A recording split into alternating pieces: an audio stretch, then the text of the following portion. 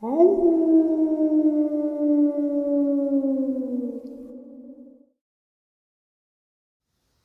and salutations, everyone. I hope everyone is still doing well, and welcome to this second and night-ending bonus upload. Before we jump on into it, a couple quick links. As many of you may know, I rely on Patreon, PayPal, channel membership, and the merch to help the channel to continue to grow and go. Links to Patreon, PayPal, and channel membership is in the description below. Merch displayed directly under the video. Also, Dogman Frightening Encounters Volume 1 through 3, the audiobook versions. They were written and researched by Tom Lyons, narrated and produced by me, Jeff Nadolny. These audiobooks are available on Audible, Amazon, and iTunes, links to which are also in the description as well. And finally, last but definitely not least, if you'd really like to help support the channel to continue to grow and go, simply subscribe. It does not cost a cent. Click the like button, takes half a second. If you don't want to miss out on any of the informative uploads that I put out daily, click that bell icon, and folks, please leave a comment and share the video. Why? Well, because these things really do help the channel to continue to grow and go. They definitely do matter and are appreciated. And with that, I have taken far too much of your time. Let's jump in to this second or night-ending bonus upload, shall we? I guess we'll start off. We'll save the best for last. Dogman. No, I'm just teasing. This is an experience that I have heard a couple of different times in a couple of different areas. I've always thought that this experience actually happened outside of Los Angeles, but apparently I was wrong.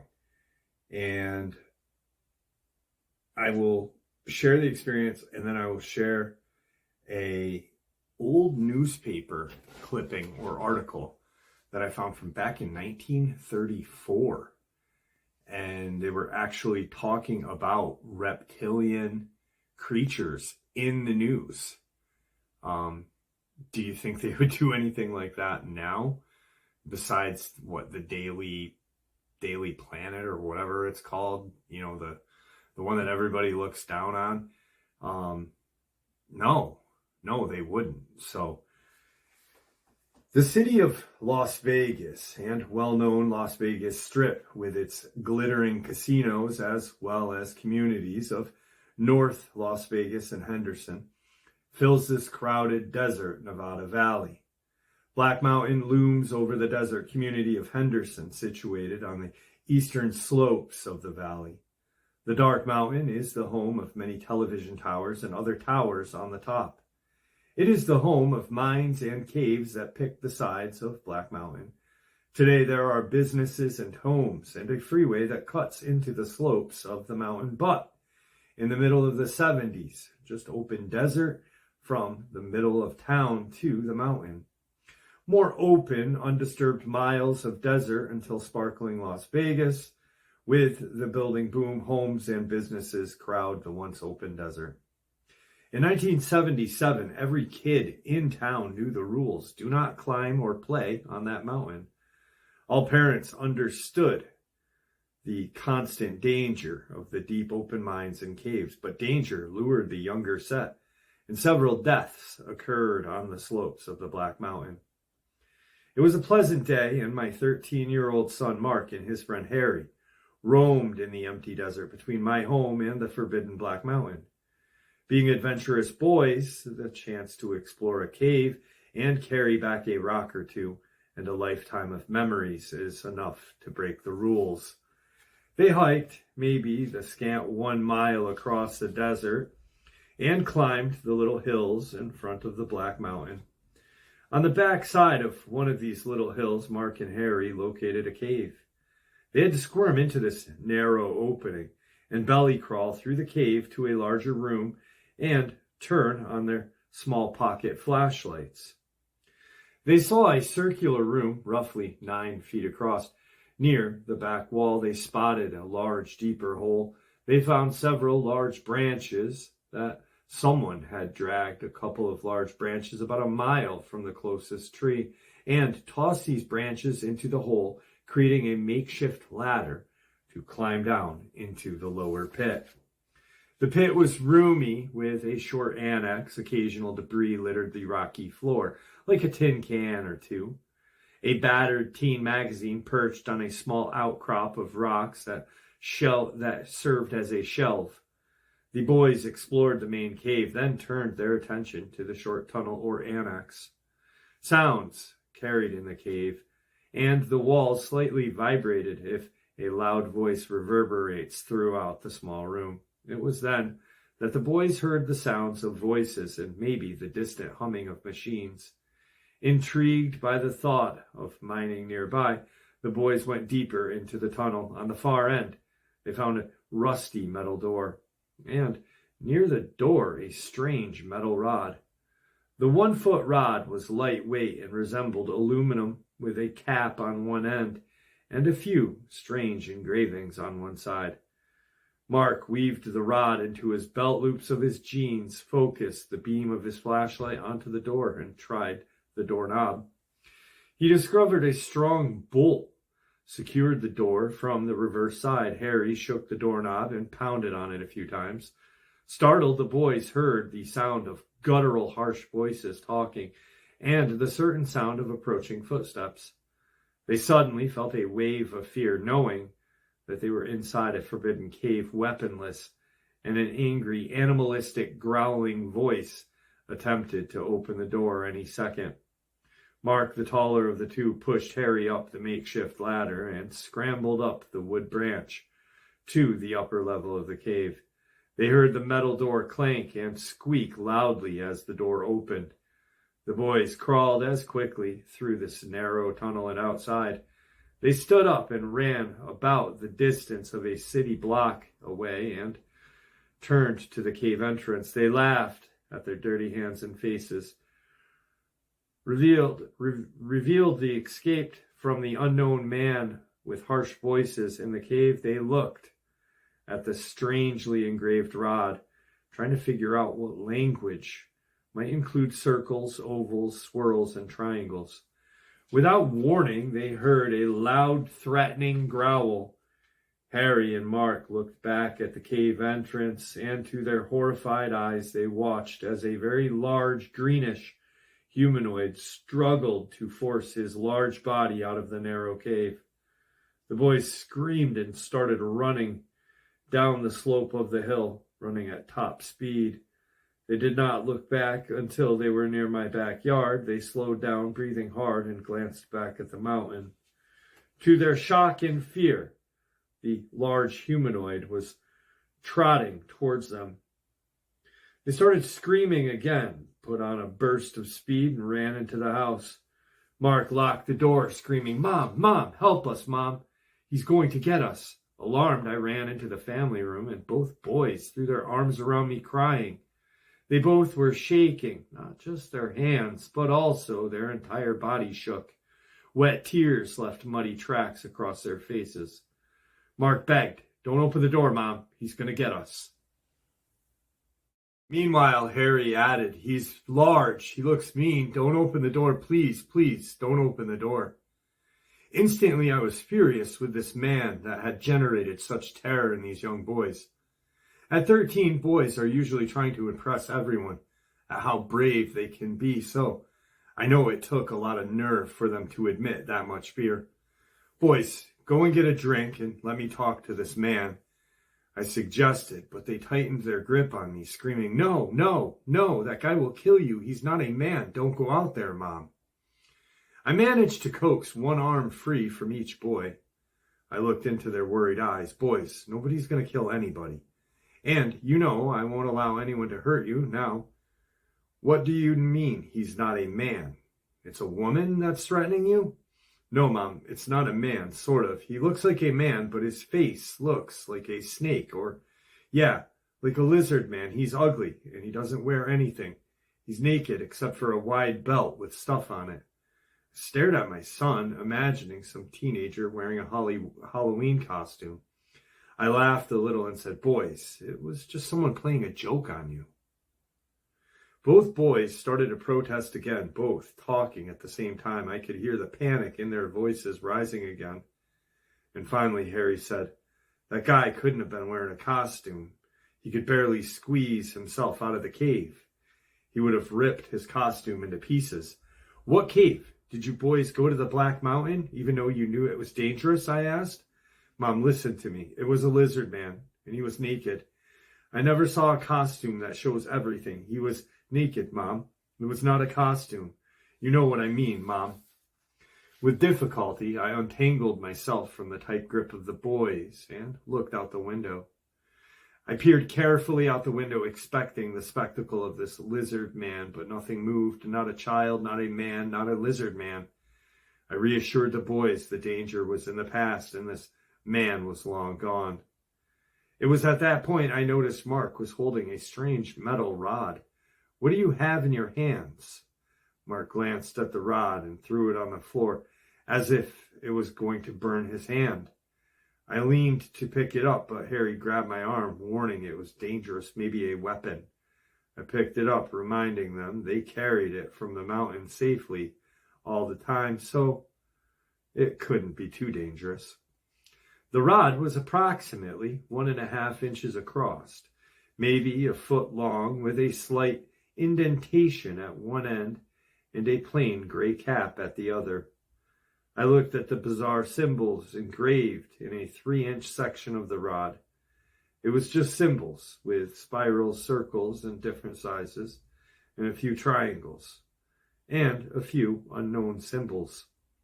There were no levers or buttons, and the cap at the end did not seem to move. The rod, with its professionally created symbols and smooth to the touch, I knew it was not a toy, but nothing I recognized. It was late afternoon, and the long shadows cast ominous shapes into our yard. I knew Harry was still too nervous to walk home alone. Mark and I walked the distance of the 2 houses, made sure he was safe inside of his home before we walked home. That night, Mark was still nervous, peeking out of the curtains, often expecting the worst. Mark played Scrabble with his sisters, everything to keep his mind busy. Near midnight, we went to bed. It must have been around 2 a.m. when Mark shook me, whispering harshly that someone was trying to get through his bedroom window. I hoped it was just a nightmare or his nerves were still on edge. Quietly, we slipped into the bedroom and I listened to the sounds of scraping at the window's edge. He was not mistaken. In the light of the moon, I could make out a silhouette of a head and shoulders of a man. I was alone with my 4 kids, no husband to protect us, so I grabbed my flashlight and suddenly tossed the curtains open to face this man. There was a glare from the flashlight in the window, but past that glare I could clearly see a large head with ridges on the top, other ridges on his cheekbone, and his eyes glowed a golden color. Mark and I stood still, unmoving. Both fear and shock kept us frozen. The lizard man didn't move either. His hand was still poised in an attempt to pry open the window. His hand was large, with no webbed, rough, gnarly-looking fingers, with powerful claws. A couple of minutes, not seconds, but long, agonizing minutes, with our hearts pounding, I knew I had to do something. One hand still holding the flashlight beam in his face, and my eyes still locked into those golden eyes. I fumbled around in the dark with my other hand, hoping to find something to use as a weapon. He glanced at my hand, looked back into my eyes. He turned his head a little, as if he was asking a question. He slightly opened his lipless lips, displaying 4 of his pointed teeth and he turned and suddenly ran off into the desert. Mark suddenly closed the curtains, grabbing my hand, and led my shaking legs to the edge of his bed, where we sat for a few silent minutes, just sitting there trying to comprehend this incredible event with little success. We started talking at the same time and started to check the doors and windows repeatedly. His sisters were completely awake by now, and we all talked all night, going from window to door until full sunlight. Later in the morning, we decided the reason the lizard man was breaking into houses was to reclaim the metallic rod. Mark and I hiked back to the cave and placed the strange rod beside the cave entrance. The lizard man never attempted to enter the house, and for that I am relieved. After a few days, I went outside and looked at the window. It was then that I found the bottom edge of the window was close to 6 feet from the ground. I was in shock to realize that this lizard man must have been very tall, over 7 feet. Inside, the windows are high, but above 5 feet high, and from outside there is no way no one could look through that window unless they were extremely tall. This event truly did happen. Harry is not a real name, but since I have been unable to locate him and ask his permission, I used a pseudonym. Mark is a real name, and he is my only son. Mark died in 1999. I still live within the site of the Black Mountain. People living close to the mountain sometimes report underground rumbling at night when it is quiet. UFOs are often seen and photographed over Black Mountain. That shouldn't be too surprising. We live not far from Area 51, Nevada. So, gosh, probably eight years ago was the first time I ever heard that experience. And it wasn't told through the mom's eyes. It was actually kind of a second or third person telling or whatnot. And I did not know that one of the teens passed away. He was 22, he was 13 then, so 35 years old. Now, I had always thought that this was just outside of LA, and prior to like the big booming housing, build back in like the 80s, 90s and such in the surrounding area of California or LA. But everything is very similar to the one experience that I heard, minus like them seeing it. And I always thought there were two of these creatures. I never heard that just one, and it being that large. And I want to say that I believe this one more because that it just has that second person view, the mom's view, and or first party view, because she was there at the very tail end. So one of the old kind of articles that I read when I had heard that experience, now thinking about it, talked about a city under Los Angeles, a city laid in gold under modern day LA, and controlled by Reptilian. And supposedly these Reptilian were an alien species. And when I say that, I don't mean from outer space, could be interdimensional, or is it alien to us because we are the surface dwellers? Who knows? Now, maybe that's why I always thought that event happened outside of LA. But the information I'm going to share with you right now is some of it comes from a 1934 Los Angeles Times news article. So this is not part of the article. The Hopi Indians of northern Arizona have traditions that recall a time when their snake brothers built and occupied underground cities in Arizona, California, Mexico, and Central America. One such underworld city is believed to have been built on the west coast near the Pacific Ocean under Los Angeles, California. Strangely enough, one engineer's search for LA's mythical underground city gained enough credibility to have his efforts presented as front page news in the Los Angeles Times newspaper, January 29th, 1934. Top dead center of the front page is an artistic rendition of the Four Horsemen of the Apocalypse. Below the image is the article. Lizard People's Catacomb City Hunted. Engineer sinks shaft under Fort Moore Hill to find a maze of tunnels and priceless treasures of legendary inhabitants. Now, this is that article right here. Lizard People's Catacomb City Hunted. Engineer sinks shaft under Fort Moore Hill to find maze of tunnels and priceless treasures of legendary inhabitants. By Jean Basquet, January 29th, 1934, LA Times.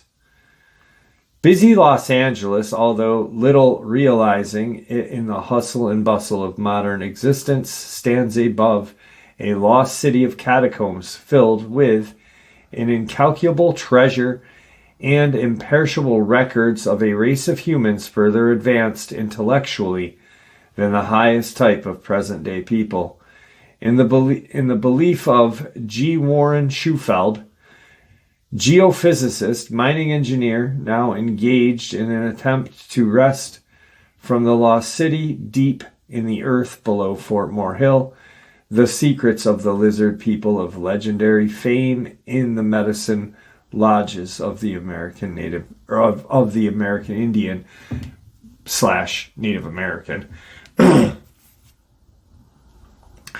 So firmly does Schufelt and the little staff of assistants believe that the maze of catacombs and priceless golden tablets are to be found beneath downtown LA, that the engineer and his aides have already driven a shaft 250 feet into the ground. The mouth of the shaft being on the old Banning property on North Hill Street overlooking Sunset Boulevard, Spring Street, and North Broadway. And so convinced is the engineer of an infallibility of radio X-ray perfected by him for detecting the presence of minerals and tunnels below the surface of the ground, an apparatus with which he says he has traced a pattern of catacombs and vaults forming the lost city, that he plans to continue sending his shaft downward until he has reached the depth of 1,000 feet before discontinuing the operations.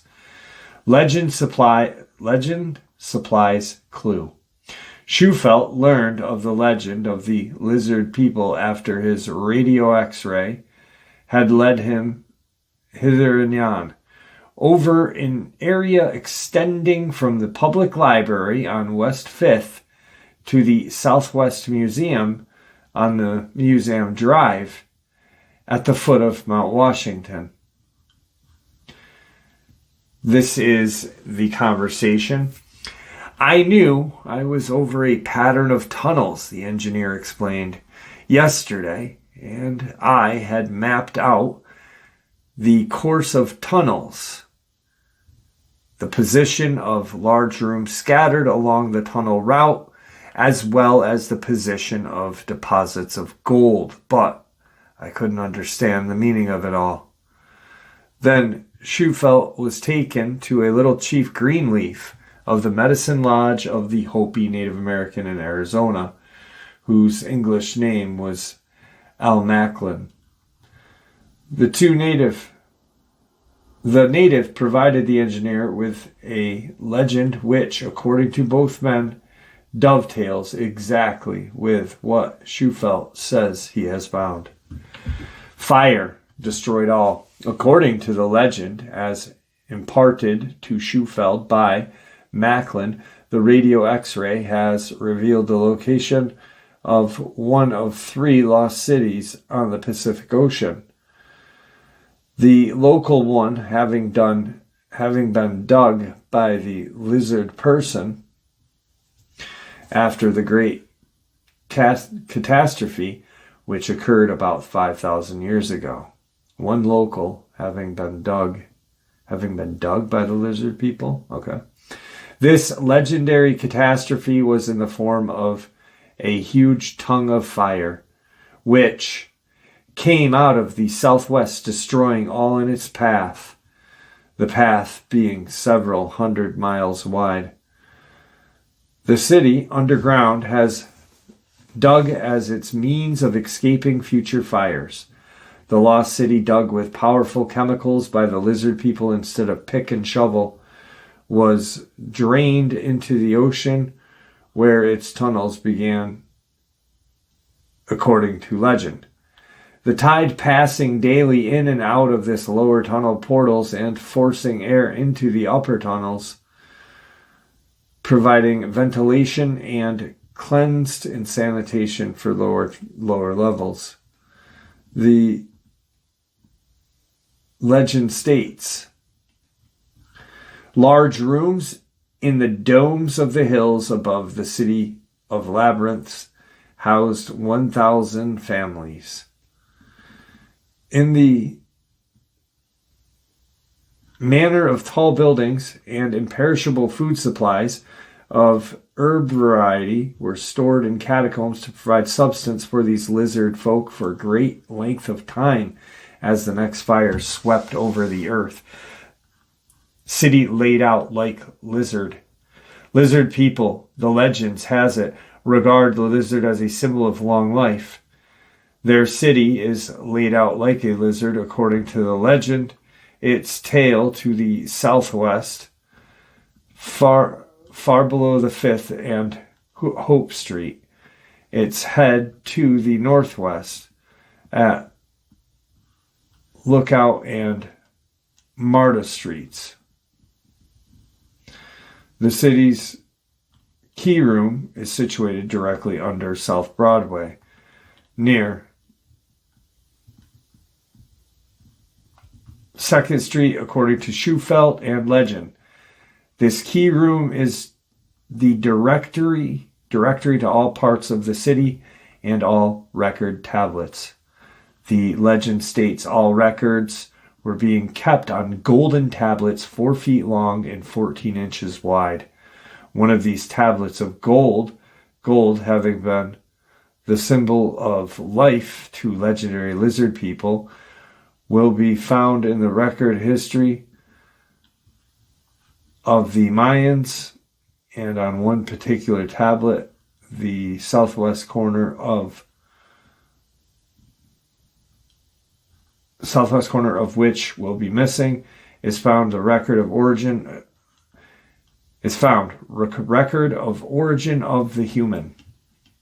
Tablets photographed. Shufelt states that he has taken X-ray photos of 37 such tablets, 3 of which have their southwest corners cut off.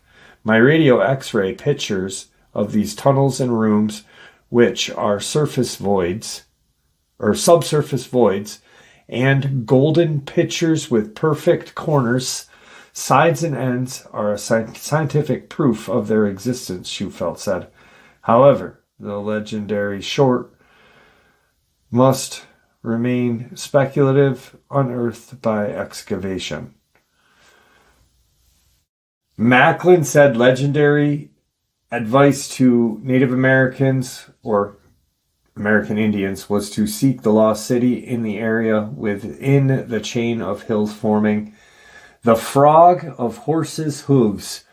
The contour of hills surrounding this region forms such a design.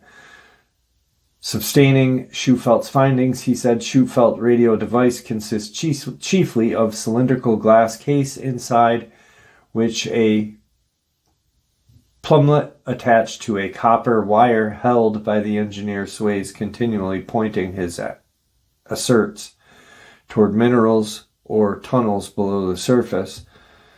the ground and then resolves when over mineral or swings of prolongation of the tunnel when above the excavation. He has used the instrument extensively in mining fields, he states.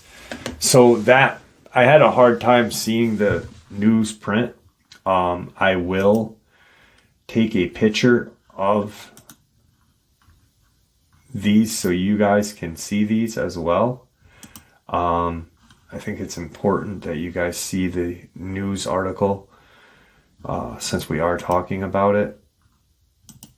And, you know, it only makes sense that we should, or everyone should see these things, because, I mean, this is a national newsprint at one time.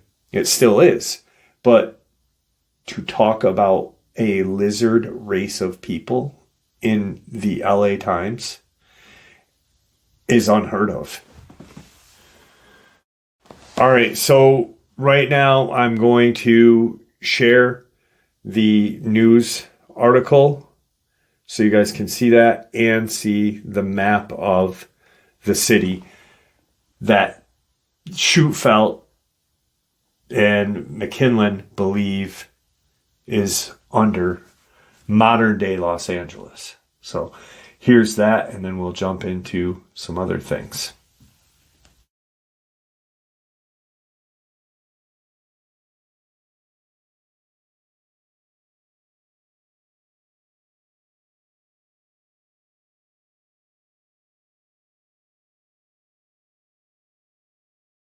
Now, the next bit of information I want to share with you is some information that I came across that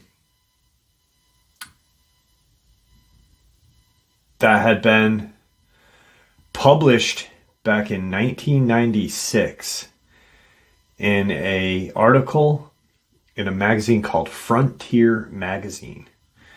And the title is The Rise of the Watchers. And I just think that with everything that we talk about, it fits. So, first and foremost, I'm sharing information. All right. I'm not saying with 100% that I believe without a shadow of a doubt this information, nor am I sharing it to be blasphemous at all. Just kind of for those people that will freak out if I, say something and they'll think I mean it, just, you know what I mean. All right. The Watchers, biblical angelic figures, are once again carved out of reputation.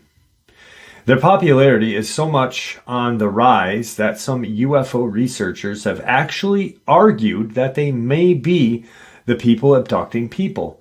Whether or not the return of the Sumerian gods is factual or merely mythical, their popularity continues to rise.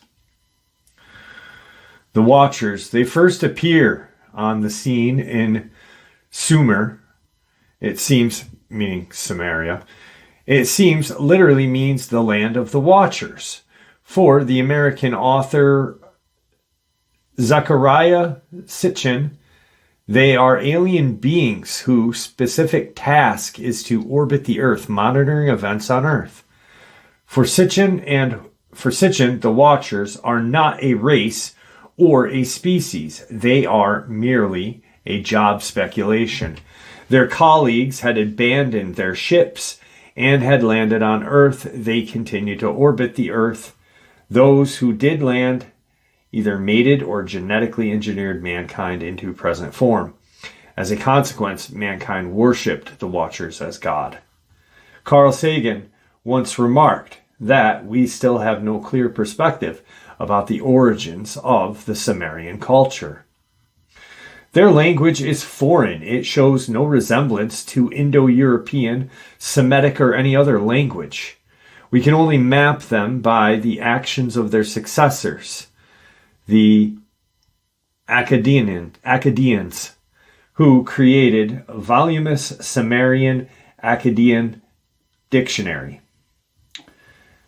The Chaldans referred to the watchers as Ir or Egyptians, Neder means watcher, and the watchers are also in the Bible, where in Genesis 6:1-4, they are listed as sons of God who fell to the earth, to the earth for earthly women, descended from heaven, chose women, and had children. They were described as giants. Through their height of their fathers is never stated. Still, the giant did not sleep or spoke. Bible refers to the watchers or Grigori as evil. They were the ones who fell from heaven and who were weak to the flesh of women. In this respect, they sit within the tradition of Lucifer, the leader of the fallen angels who came to earth. Could the leader of the watchers and the biblical Lucifer be the same one? The Quran has a similar story, though the strict good versus evil of the Bible has been toned down. Two angels, Harut and Marut, watch the actions of mankind and note that mankind seems to be unable to escape temptation and sin.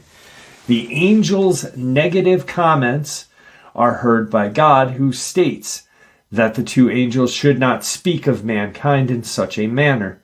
If the angels were placed in an identical situation, their behavior would be the same. Harut and Marut consider this to be an invitation from God to be sent to earth.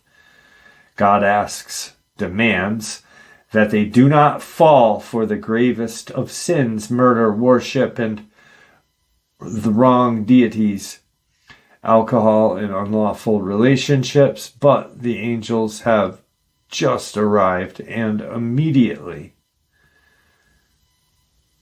fall in love with earth's beauty. When a passerby sees their adventures, they kill them, so that no one will be able to report their sin. But God's eyes is everywhere, and God makes sure their colleagues in heaven and the other watchers also get to see their crimes. So, the two angels, being unsuccessful in their task, were then hung upside down in a watering hole at Babylon, a punishment they preferred over hell, thus leading other watchers to agree with God about his point of view of the difficulties of being human. Now, where the things start to fit in right here is many other people, myself included, think that possibly the Draco are demonic. The Grey are demonic. And the Nordic are angelic. Portals, gateways to hell, alternate dimensions and such. The Nephilim, the giants, continue to live in Earth. It seems that their biggest contribution to Earth was the creation of chaos. Most ancient civilizations had a major fascination with order versus chaos, good versus evil. Evil would create chaos, and thus the Nephilim, the sons of the fallen angels, obviously displayed their father's faults.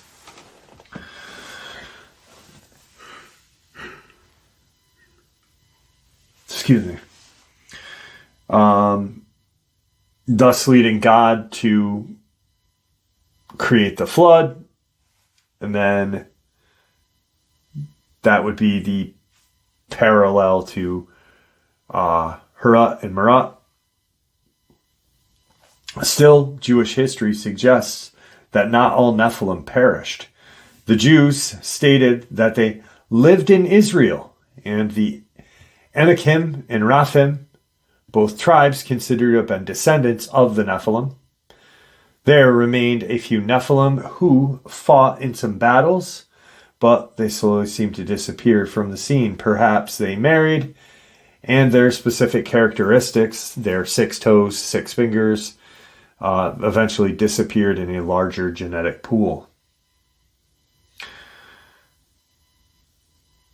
Now, the story of the Watchers then fell in disrespect within the Catholic religion, who wanted to portray heaven as good and perfect, whereas the Watchers were all too human. It seemed to neatly fit within this deception. The Book of Enoch provides great detail about these Watchers, which is not included in the Bible. Its substitute was the Apocalypse of John, where there is no reference to Watchers mating with human women. Still, some references remained. Daniel 4:13 and Daniel 17 and 23. They appear, even making an appearance in front of the king. The Watchers back with a vengeance. Sitchin had prepared the way, and others are now jumping onto the wagon, in which UFO researcher Raymond Fowler made a major contribution. In '79, Fowler had been researching a case of an alleged UFO abductee, Betty Anderson Luca, a deeply religious American who claims she had been abducted by alien beings. Fowler concluded that Anderson's story was legitimate. She had not confounded this account to create attention and controversy. So then, this is where things got interesting. So he's talking about this woman who was abducted.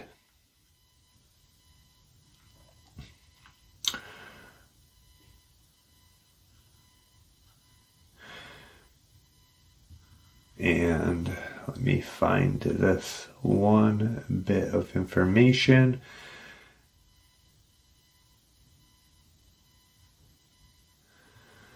All right, so then they talk about, in Fowler's book, created some interest.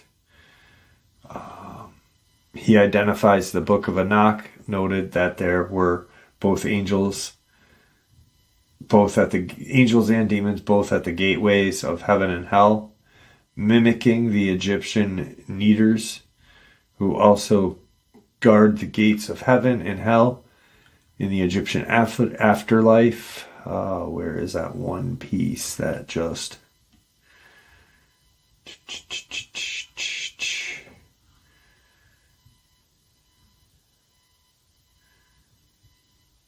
Hang on one second. Here it is. Little realized that Fowler himself was unaware of this passage, but it was not obvious that the little gray aliens seemed to be witnessed in ancient times, where they have been described as the guardians of hell, and not as extraterrestrial beings. So these aliens are not extraterrestrial, but guardians of hell, which it really does make a heck of a lot of sense, because now at least we can associate, where these things came from, why they are here, what is really what. And the Sumerians knew what was going on, and I think that's a big reason why there is so little information about what went on. I think that, obviously, as I pray every day, I pray to Jesus Christ our Savior, but churches back then were, warring, the Crusades and this and that. So, you can't go against that. You've got to say these aliens are, not aliens, they're demons. But it makes a lot more sense than just where'd they come from. These portals are probably gateways to hell, or multiple hells, multiple realms of hells. definitely, I don't know. It just makes a lot of sense. And then right here, she described a group of blonde human-like beings that were in control of the gray beings. She named these blonde people the elders. So this one woman was never aware of any of this, describes all of her experiences, and then unbelievable. All right, so wanted to share that with you because it really does just compile everything together. Now I want to talk about the Cott County, Tennessee, Newport, Tennessee, Jimtown Road. So, Jimtown Road is in Newport, Tennessee, Cott County, Tennessee. And on the corner of Jimtown Road and Carnation Way was two terrible attacks. Just horrific attacks, both leading to the death of two different people. Tony Aarons, Amber Miller. And then there was a scapegoat. The original attack happened to Tony Aarons, and he was found by a gentleman, and they scapegoated him completely. The original caller of the 911 for Tony Aarons was Charles Owensby, African-American male with a kind of a criminal. He had some crimes under his belt. No murders, no anything like that. Just some typical, really marijuana charges, fighting, spousal abuse, and stuff like that. But no murder. And a couple had been dropped. Now, he had found Tony Aarons. He was the 911 caller. Amber Miller, 2 months later, is found. Same area. Torn apart. Immediately, Charles Owensby is a scapegoat. Boom, he did it. They go to his ex-wife's house, which is 3 miles down the road in this little community. They dig up bones of dogs that have passed. No dogs have been ever... The dogs that have been taken were never pointed out as the animals that did it. They were actually released to their owner. Now, Jimtown Road goes kind of parallels the Pigeon River. So a subscriber had gone down there a couple years ago and saw a homeless encampment and talked to the people about these dogmen coming out of the woods and grabbing people up as they are walking, if they're on a bicycle, motorcycle, and that subscriber was on a motorcycle that day. Well, come to find out that this homeless encampment had been moved. They were using underneath the train trestles and stuff to keep dry, stay warm, whatever. Now, the homeless population, because they were, together, they feared these dogmen, but they all stuck together. So they didn't have to worry as much as a random guy on a motorcycle going down would. About a week ago, a subscriber who has been in our live stream, and many of you have talked to this person, he wants to remain anonymous right now, had gone down there. And he went to the train trestle that goes across the Pigeon River from Jimtown Road. And there's this little island that sits in the middle of Pigeon River. So he goes down and he's looking to see if there's any homeless populations or homeless encampments there. There's a couple of different people down there that did look homeless. But he's looking around and he notices this island out there and he starts staring at it. He's got some binoculars and he realizes that there's something moving on this little island. So he kind of picks up his binoculars and starts looking. And what he sees is 3 dogmen in various sizes, but one looked young. And he assumed that this may be a small pack, a mom, dad, and juvenile dogman, because of how they were acting. They were on this island where, no less or no more than a mile from where these attacks had happened. They were on this island and they were running along the coast of the island towards the tips of the island. They were and he was watching it.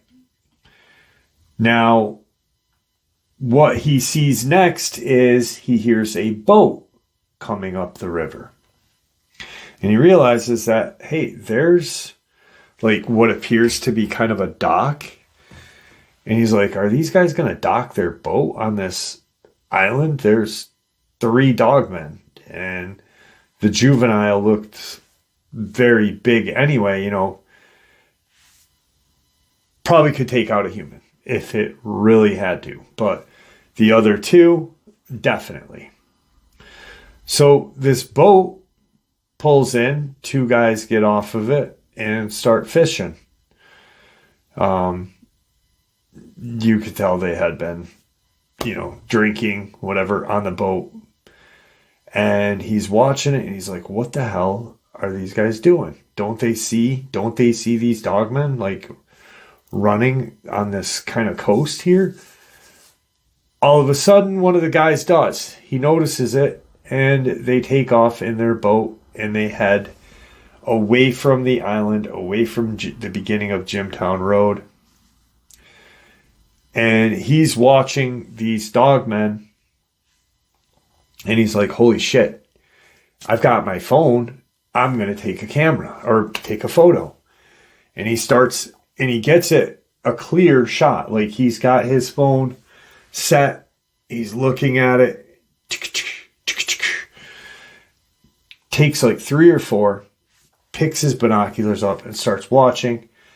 And what he sees is this boat is not going very rapidly. It's going away from this island, but not as fast as I'm sure the people in the boat would want.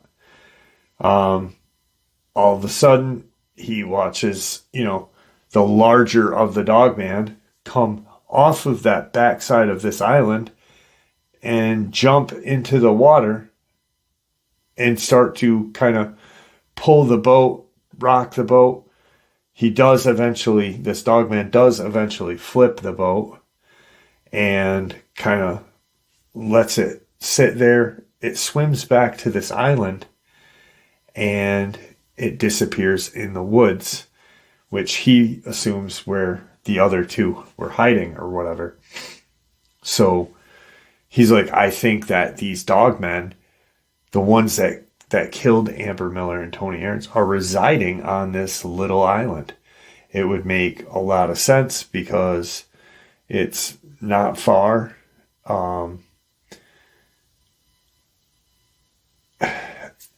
It's unbelievable. It's unbelievable. It's not far from the original attacks. People aren't going to go to this island looking. So he gets in his vehicle and heads out. And come to find out, he gets home, looks at his photos because he's all happy. Holy shit, I got some photos. And looks at them, and there is nothing but these blurs, these blotches of nothing. There's trees, but these blurry blotches, or what appears to be a satellite kind of elongation. You know, if you look at certain maps on the internet, it takes a minute to clear up, but then it clears up and you can see clearly. Well, that's not how his film was. And I've only seen a map like that with encounters surrounding it one time before, and I believe it was in Pennsylvania or Ohio, one of the two. This lady was having issues with the paranormal, Bigfoot, and this and that. And we were looking at her yard on Google Maps, and all her neighbors' yards are clear. I can see every single one of them except her property and the property next to hers, where she keeps having these kind of mental conversations with whatever is in the woods behind her house. But for some reason, her house never clears up on the map. It's always in this shadow. Is it a portal? I really, honestly, even then I thought, hey, holy shit, there's a portal around this lady's house. That's why it's not coming up, you know. Anyway, that's what happened to his phone. Except he just has very strange blotches of these creatures. The trees are clear in the back, just not these blotches. So, is the government aware that there are 3 dogmen almost to a homeless encampment?